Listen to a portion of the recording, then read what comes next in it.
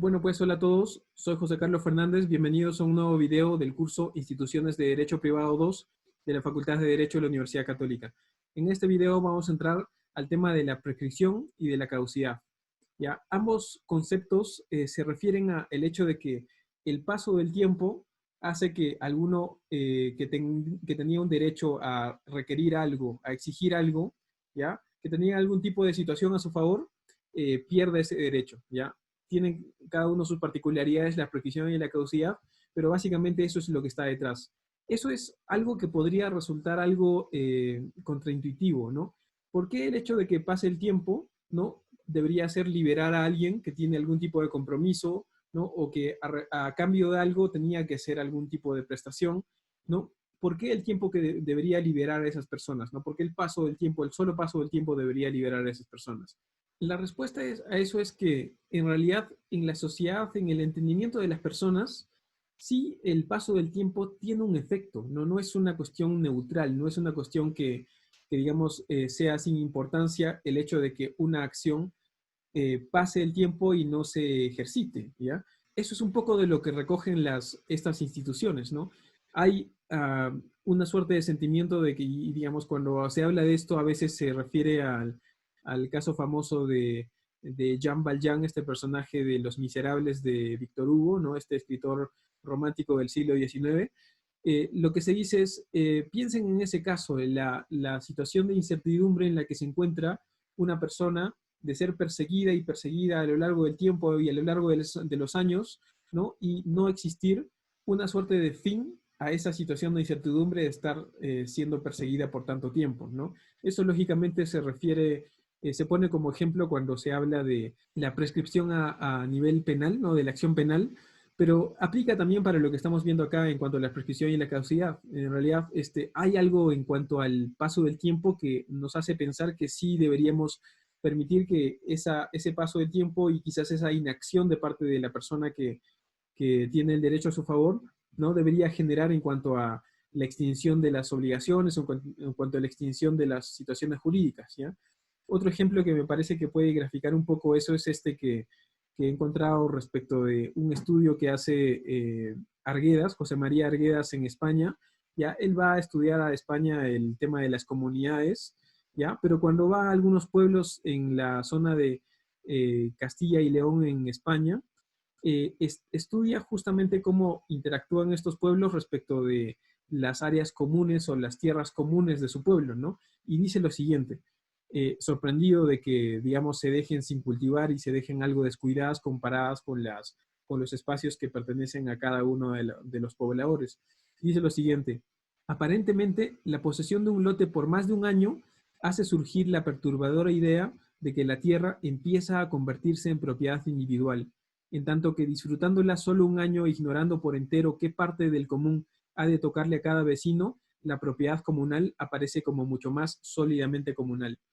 Como ven, ahí lo que encuentra Arguedas en su estudio, digamos, de campo, es que el solo paso del tiempo, aun cuando es claro que la titularidad de esos espacios es comunal, hace que la gente empiece a meterse en su cabeza el hecho de que esto ya se está volviendo de alguien, solo por el paso del tiempo, ¿no? Entonces, algo de eso es lo que recogen estas instituciones y que es algo que también, en cierto modo, recoge la prescripción adquisitiva en el mundo de los derechos reales. El hecho de que cuando algo se va sucediendo en el tiempo, ¿ya?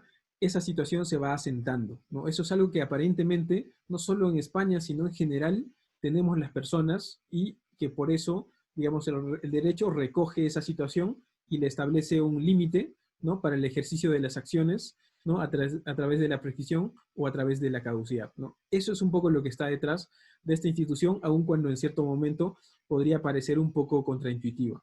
Entonces vamos ahora a los conceptos y los vamos a estudiar, digamos, comparándolos el uno con el otro, ¿ya? La prescripción y la caducidad, ¿ya? Eh, Sus rasgos fundamentales son los que recojo en este cuadro que ustedes tienen delante, ¿ya? Primero comenzamos con su definición. Es lo que aparece en la primera línea. Se dice que y no, no solo se dice, sino digamos el Código Civil establece que cuando estamos ante la prescripción, estamos hablando de la extinción de la acción, mientras que cuando estamos ante la caducidad, estamos ante la extinción de la acción y del derecho. Se suele criticar esta definición que usa el Código Civil porque, como ustedes verán en sus cursos de procesal, no se puede decir que la acción se extinga. Ya se dice que el derecho de acción, el derecho de poder acudir a una entidad jurisdiccional y exigir la revisión de lo que uno está pretendiendo, ¿no? Más allá de que uno tenga la razón o no, es un derecho que se encuentra dentro de los derechos fundamentales de una persona, entonces no se puede hablar de la extinción de la acción, ¿ya? Sin embargo, la forma de entender esto o a lo que se está queriendo referir el Código Civil en esto es que cuando se produce la prescripción, se produce la imposibilidad ya de que el que tenía el derecho puede exigir esto al que debía el derecho, ¿ya? Sin embargo, no desaparece la posibilidad de que el que debía algo igual haga el pago, igual haga el cumplimiento de eso que debía, ¿ya? ¿Por qué lo haría? ¿Por qué haría un pago de algo que ya no le pueden exigir? No podría haber una serie de situaciones, quizás el hecho de simplemente cuestiones de honor o cuestiones de moral, o podría ser el hecho de tratar de hacer que su récord crediticio igual quede de la manera anterior y no tenga esa mancha de no haber pagado, ¿no? Podría haber una serie de situaciones, ¿no? Eso es a lo que se le llama una obligación natural, es decir, ya se ha extinguido la posibilidad del acreedor de exigir el cumplimiento de esa obligación, pero subsiste la obligación natural. Entonces, no va a ser un pago indebido, no va a ser un pago erróneo el hecho de que ese deudor haga de todos modos el pago a favor del acreedor. Eso es lo que sucede con la prescripción. Mientras que en la caducidad no hay, digamos, una cuestión que dependa del deudor, ¿no? O que dependa de la persona que se encontraba en la situación de desventaja, ¿no? Ahí simplemente se ha extinguido cualquier posibilidad ahí de ejercer esa acción o ese derecho que está sujeto a la caducidad. Ya, eso es una primera diferencia. Una segunda diferencia es quién lo puede alegar. En el caso de la prescripción, ya uno tiene que ser necesariamente la parte beneficiada con la prescripción. Es decir, si yo debía algo, ¿no? Y ha pasado el plazo y esto se lleva a un juicio, ¿no? El juez no podría de buenas a primeras decir, esto ya transcurrió en cuanto al plazo prescriptorio, entonces ya no se puede exigir. No, tendría que ser yo el que debo, el que estoy en la situación de desventaja, el que alegue la prescripción como un supuesto para liberarme. Mientras que en el caso de la caducidad, la utilización de la caducidad sí podría hacerse de oficio también. Un juez, sin necesidad de que una de las partes lo alegue, podría utilizarlo como un argumento para concluir ahí que esa acción ya no se puede entablar, ¿ya? Luego, viene el tema de que cuando estamos ante la prescripción, ese plazo que va corriendo puede suspenderse e interrumpirse, mientras que en la caducidad no. Suspenderse consiste en que si teníamos un plazo de prescripción del cobro de una deuda o del ejercicio de un determinado derecho y era de 10 años, si es que llegado el año 5 sucede un supuesto de suspensión que está recogido en el artículo 1994, los distintos supuestos de suspensión, ¿ya? Ese plazo se congela, ¿no? O ese transcurso de plazo se congela. Y una vez que pase esa situación de suspensión, se retoma el plazo en los años que ya se habían acumulado, ¿no? Si dije 5 años, entonces solamente faltan 5 años para llegar a ese plazo prescriptorio. Mientras que cuando estamos ante la interrupción, cuando sucede un supuesto de interrupción, que son los que están regulados en el artículo 1996 del Código Civil, en ese caso se reinicia. Si se produce la interrupción, se tiene que reiniciar de nuevo el plazo prescriptorio. ¿Ya? Así es como funciona la suspensión y la interrupción. Las causales en específico están en los artículos que aparecen ahí. Todo eso no funciona en la caducidad. En la caducidad el tiempo va pasando inexorablemente hasta que llegue el plazo establecido en la norma. El único supuesto que permite la suspensión en el caso de la caducidad es el supuesto de que una persona no pueda demandar ante jueces peruanos. Esa es la única razón. Que por lo demás es una situación en cierto modo cercana, justamente lo que está pasando ahora con el COVID y con la pandemia, ¿no? El Poder Judicial ha suspendido sus operaciones, entonces no solamente eso implicaría una suspensión de los plazos de prescripción, sino también es el único supuesto en el cual la caducidad también se suspende. Se congela ese plazo, ¿no? Y se continúa una vez que el Poder Judicial abra sus operaciones y uno pueda presentar una demanda o una acción ante el Poder Judicial. ¿Ya? Un poco de este tipo de lógicas, además, se han incorporado en los últimos tiempos por el tema de la pandemia para también alargar los plazos en que se pueden presentar determinados escritos ante el Estado, ¿no? O incluso las licencias y las autorizaciones se han alargado por el tiempo de la emergencia, ¿no? Para que no se puedan perjudicar las personas que tenían autorizaciones que tenían un plazo de vigencia. Un último tema que no lo he recogido acá porque, digamos, ustedes lo van a poder ver en el Código Civil, pero que también diferencia estas dos instituciones, es que en el caso de la prescripción, los plazos específicos que aplican se encuentran listados en el artículo 2001 del Código Civil, en el libro 8 del Código Civil. Esto es porque, digamos, la prescripción y caducidad tienen un libro específico en el Código Civil, el libro 8, ¿no? Cuando en realidad sería algo que debería estudiarse como parte de la parte general del derecho privado, ¿no? Que debería estar en una parte general que no la tenemos, como saben ustedes, en nuestro Código Civil.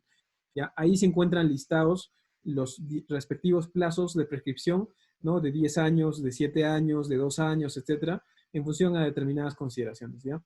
Mientras que los plazos de caducidad no se encuentran listados y acumulados en un artículo en específico, sino se encuentran sueltos en el Código Civil en distintas partes de ese cuerpo de normas. Ya, eso es una distinción también que hay entre la prescripción y la caducidad. Como están viendo, de todo lo que les estoy explicando, más allá de los detalles en específico que ustedes pueden revisar en las normas, hay algo que está detrás de esta distinción, ¿no? A pesar de que tienen en común que es el transcurso del plazo y el hecho de que alguien pierde un derecho, hay algo que está detrás que es que aparentemente en los casos de caducidad hay un interés público de por medio. Como hay un interés público de por medio, ahí se produce la extinción de la acción y del derecho, más allá de la crítica que hay respecto de esa formulación. Ahí también hay una posibilidad de que el mismo juez declare de oficio la caducidad, ¿no? Ahí también hay una situación de que no pueda suspenderse o interrumpirse casi por ninguna causal. Entonces, se entiende que en el caso de la caducidad hay un interés público de por medio de que ese plazo vaya corriendo inexorablemente, como no sucede en la prescripción. Eso explica el hecho de que, por ejemplo, la prescripción es un derecho renunciable. Es decir, uno, digamos, no puede renunciar a que el plazo vaya corriendo y eventualmente se produzca la prescripción. Eso lo dice expresamente el Código Civil. Pero una vez que uno tiene la prescripción a favor de uno puede básicamente, lo que les decía, hacer el pago de eso que ya el acreedor no te podía exigir, que es en buena cuenta una renuncia tácita a ese derecho que tú tenías después de haber transcurrido el plazo determinado, ¿ya? Entonces, la prescripción en ese sentido es renunciable, mientras que la caducidad no, ¿no? Eso es una manifestación justamente de esta cuestión de interés público.